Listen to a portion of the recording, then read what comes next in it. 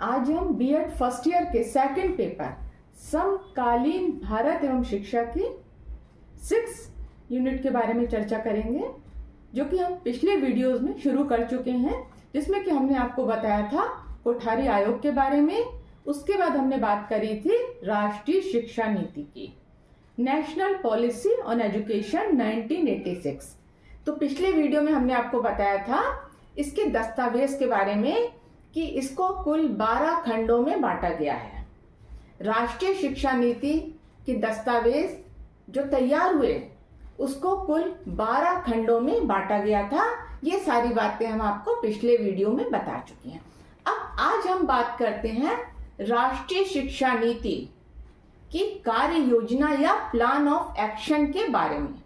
अब जैसा कि आप पीछे बोर्ड पर देख रहे हैं, प्लान ऑफ एक्शन राष्ट्रीय शिक्षा नीति 1986, प्लान ऑफ एक्शन अर्थात इसकी कार्य योजना। अब ध्यान रखिएगा कि इसकी कार्य योजना या प्लान ऑफ एक्शन, इसको कुल 24 खंडों में बांटा गया है। जिस प्रकार से इसके दस्तावेज या डॉक्यूमेंट्स को 12 खंडों में बांटा गया था, यहाँ पर इसकी कार्य योजना को राष्ट्रीय शिक्षा नीति 1986 की कार्य योजना, जिसको कि हम इंग्लिश में प्लान ऑफ एक्शन या पीओए भी कहते हैं, इसको 24 खंडों में बांटा गया है। यह देश की पहली ऐसी शिक्षा नीति थी जिसमें कि डॉक्यूमेंट्स, दस्तावेज थे और उसके साथ साथ ये भी बताया गया कि उसको किस प्रकार से कार्य रूप में लाया जाएगा। मतलब इसकी कार्य योजना को भी बहुत अच्छे प्रकार से समझाया गया राष्ट्रीय शिक्षा नीति 1986 की कार्य योजना को। तो अब यहां पर हम बात करते हैं इसकी कार्य योजना में। तो इसके जो 24 खंड हैं, अब आप पीछे बोर्ड पर अगर आप देखते हैं कि इसके खंडों में पहला खंड है आपका पूर्व बाल्यावस्था एवं शिक्षा।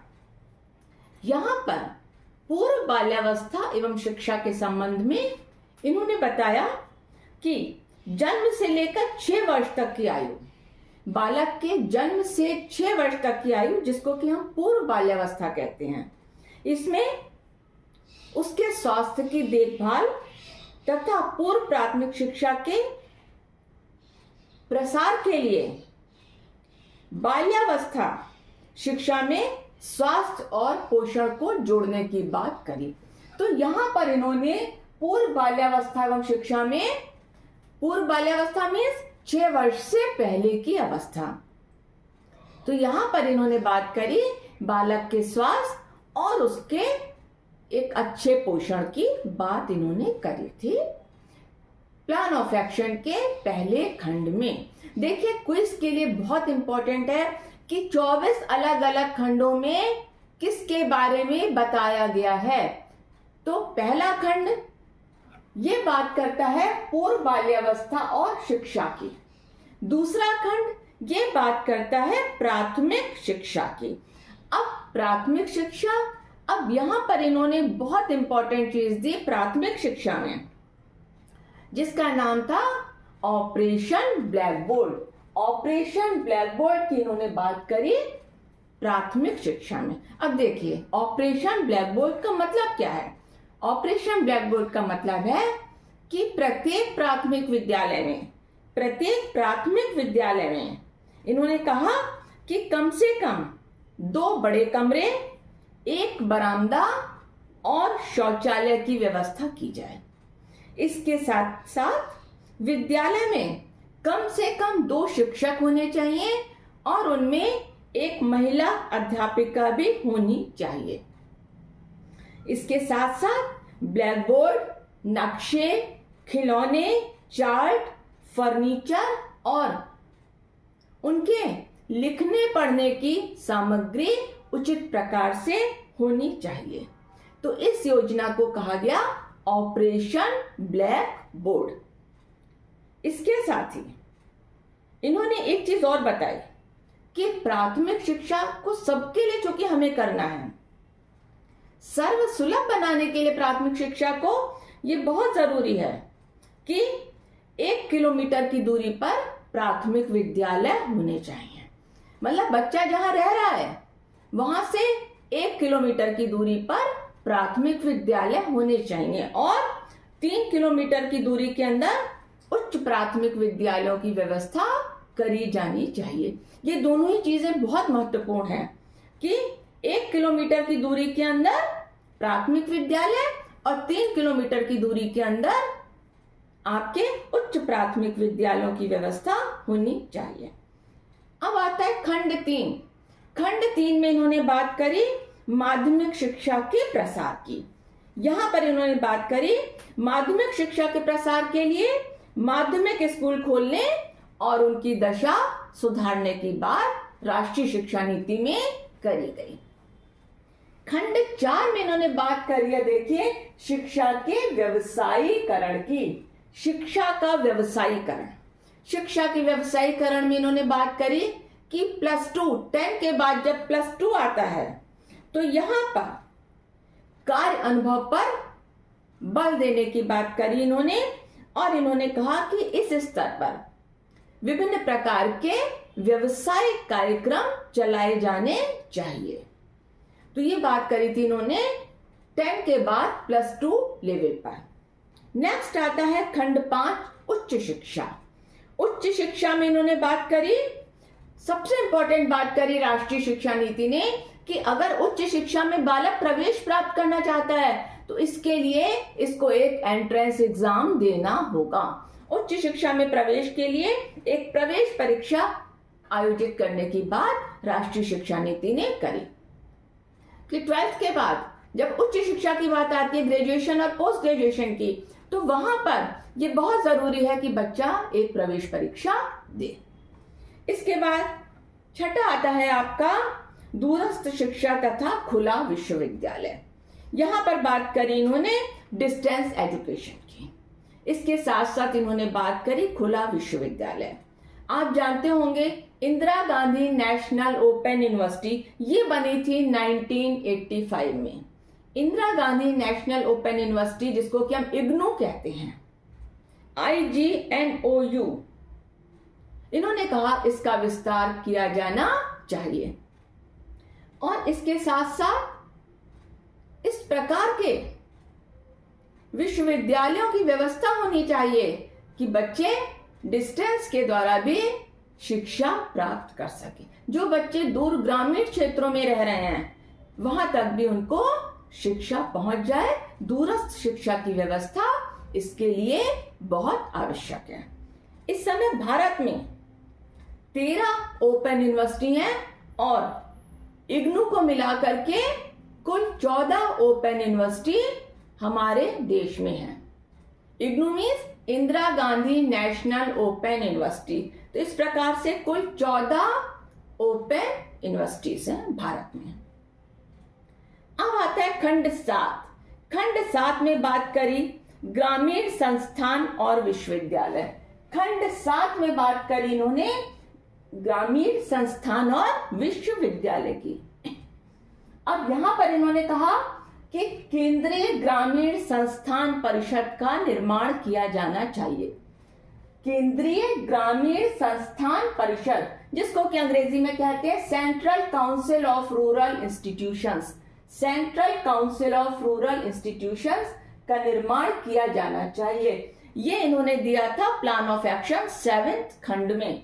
इसके बाद 8वें में इन्होंने बात करी प्रबंध और तकनीकी शिक्षा की।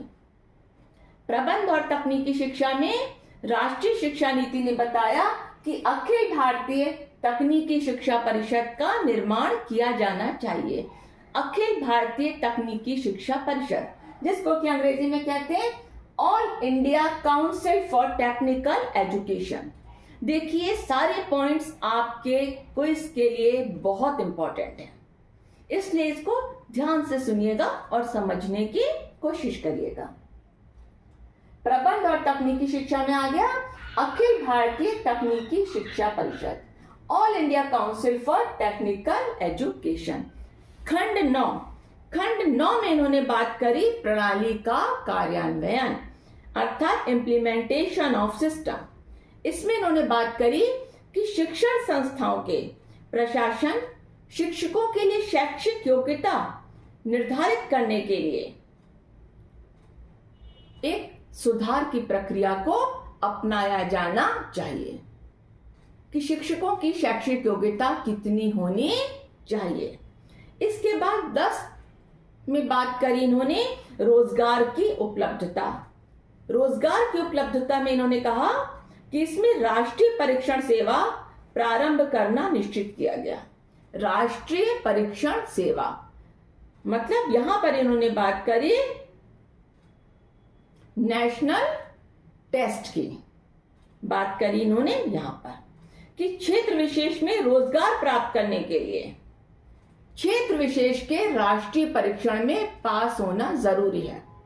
देखिए ध्यान दीजिएगा, यहां पर रोजगार की उपलब्धता की इन्होंने बात करी कि अगर हम किसी पर्टिकुलर क्षेत्र में रोजगार में जाना चाहते हैं तो हमें उससे संबंधित एक टेस्ट देना पड़ेगा।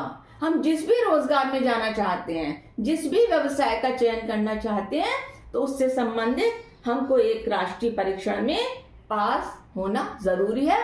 उस विशेष क्षेत्र से संबंधित राष्ट्रीय परीक्षण जिस भी क्षेत्र में हम रोजगार प्राप्त करना चाहते हैं। इसके बाद 11 में इन्होंने बात करी शोध और विकास की। इसमें शोध और विकास में इन्होंने कहा कि जो उच्च शिक्षा का पाठ्यक्रम है उसे व्यापक रूप देना है और हमें शोध केंद्रों में सुधार करना है और इसके साथ साथ शोध के लिए प्रतिभाओं को खोजने का काम करना है। खंड 12 में इन्होंने बात करी थी स्त्री शिक्षा की। स्त्री शिक्षा के लिए इन्होंने कहा कि बालिकाओं के लिए अलग से स्कूल और कॉलेजेस मतलब स्कूल और महाविद्यालय होने चाहिए, खोले जाने चाहिए अलग से बालिकाओं के लिए। खंड 13 में इन्होंने बात करी अनुसूचित जाति, जनजाति और पिछड़े वर्ग के बच्चों की शिक्षा की।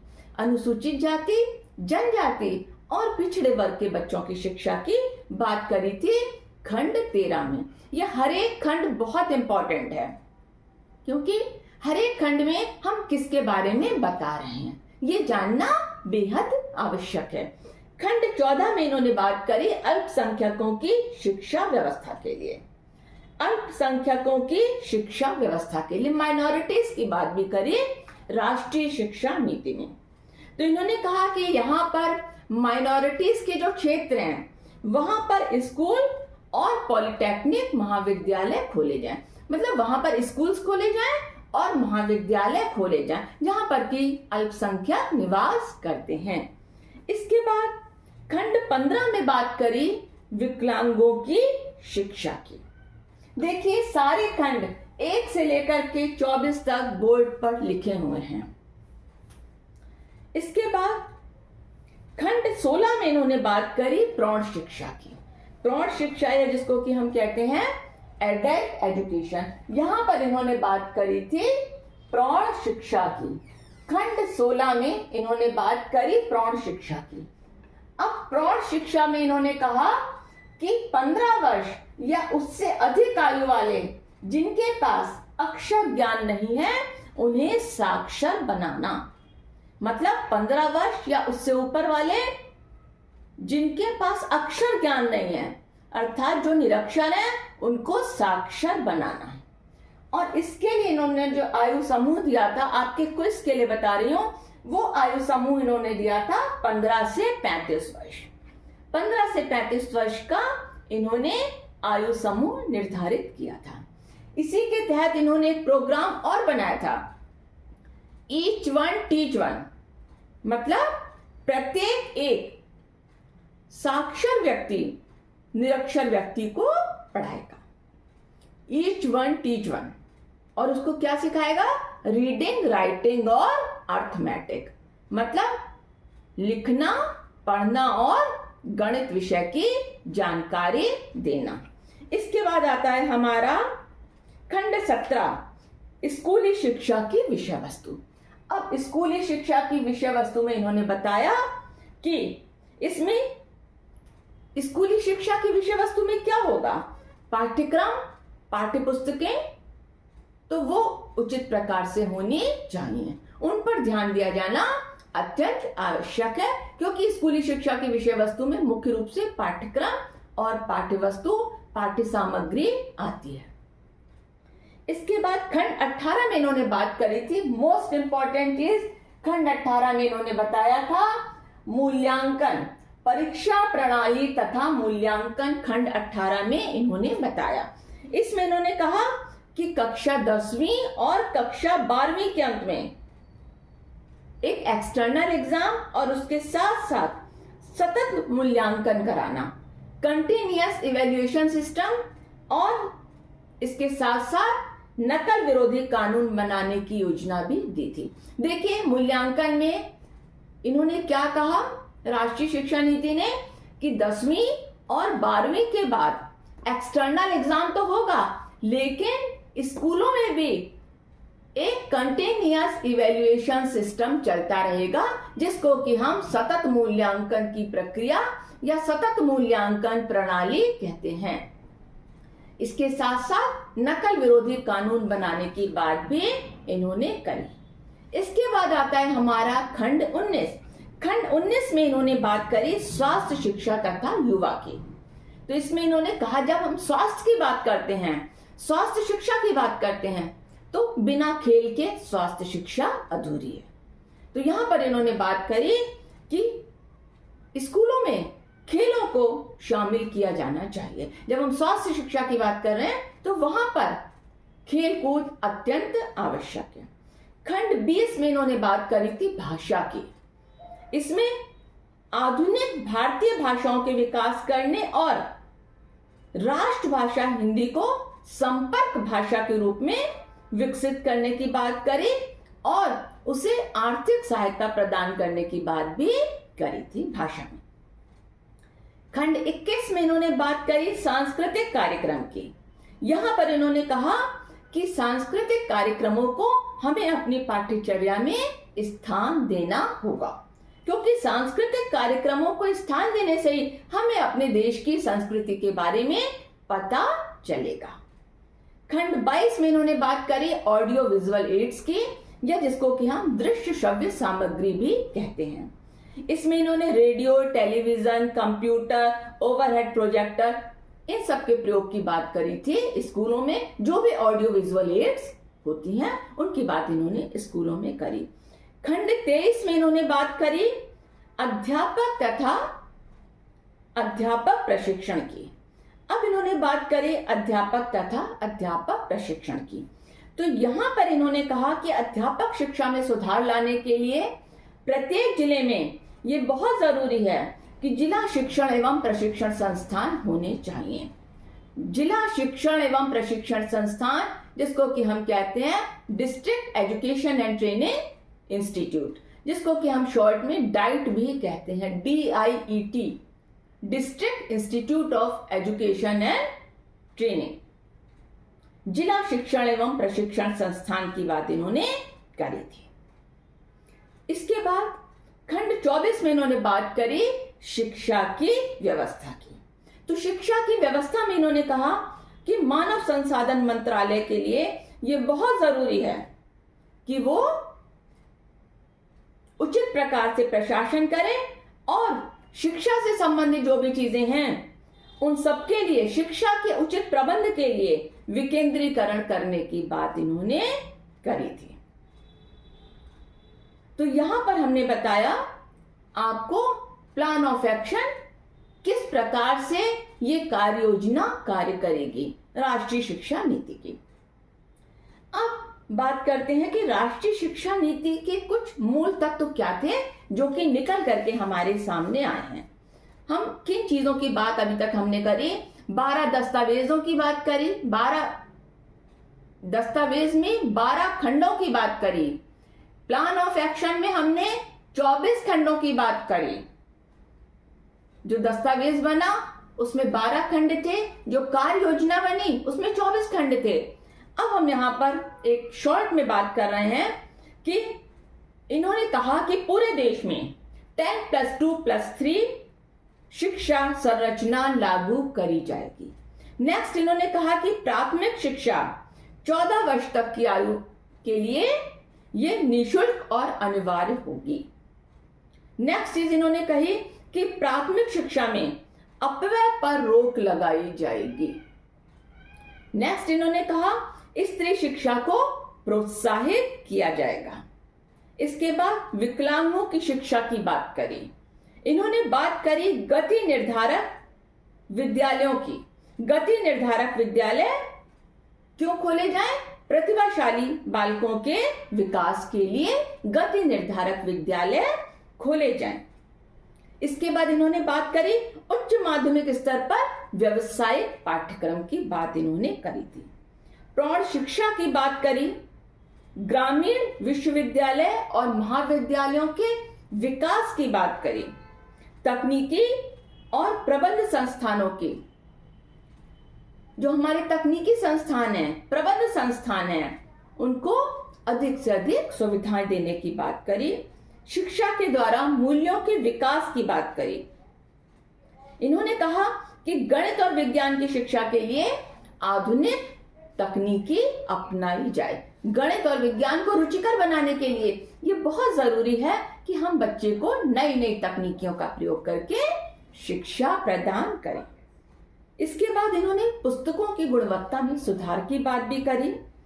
खेलकूद और शारीरिक शिक्षा के विकास के लिए इन्होंने छात्रों को एनएसएस और एनसीसी, मतलब एनएसएस और एनसीसी में से एक में भाग लेने की बात करी कि चाहे वो एनएसएस ज्वाइन करें, नेशनल सर्विस स्कीम या एनसीसी, यहां पर इनको किसी एक में भाग लेना जरूरी होगा। फिर इसके बाद शिक्षक का चयन उसकी योग्यता के आधार पर होना चाहिए और वो पूर्ण रूप से ऑब्जेक्टिव होना चाहिए। एक बहुत इंपॉर्टेंट बात करी थी कि शिक्षा पर राष्ट्रीय आय का 6% व्यय किया जाएगा। शिक्षा पर राष्ट्रीय आय का 6% व्यय किया जाएगा। शैक्षिक अवसरों की समानता के लिए ठोस कदम उठाए जाएं। शिक्षा व्यवस्था को प्रभावशाली बनाया जाए और उच्च शिक्षा का प्रसार किया जाए। तो यहां पर इन्होंने कुछ बहुत इंपॉर्टेंट चीजें बताई थी। देखिए, अभी आपको मैंने बताया था डाइट के बारे में कि जिला शिक्षण और प्रशिक्षण संस्थान, अब ये आया, डाइट खुला था 1986 में और पूरे भारत में इनकी संख्या 75 है। 75 जिले हैं और डाइट भी 75 है। इसके बाद इन्होंने कुछ और चीजें बताई राष्ट्रीय शिक्षा नीति के संबंध में। उसमें भी मुख्य रूप से इन्होंने कहा कि हमें राष्ट्रीय शिक्षा नीति के लिए ये बहुत जरूरी है कि जो भी प्लान ऑफ एक्शन है उसको हम बिल्कुल उसको कार्य रूप में लाने के लिए पूर्ण रूप से हम एक्टिव हो जाएं और पूर्ण रूप से ये प्लान ऑफ एक्शन कार्य रूप में अमल किया गया। अब इसके बाद हमारा नेक्स्ट आता है राष्ट्रीय शैक्षिक अनुसंधान और प्रशिक्षण परिषद। आपने नाम सुना होगा, national council for educational research and training, NCERT, national council for educational research and training, Hindi में कहते हैं राष्ट्रीय शैक्षिक अनुसंधान और प्रशिक्षण परिषद। राष्ट्रीय शैक्षिक अनुसंधान और प्रशिक्षण परिषद, ये हम लेंगे आपका नेक्स्ट वीडियो में। Thank you.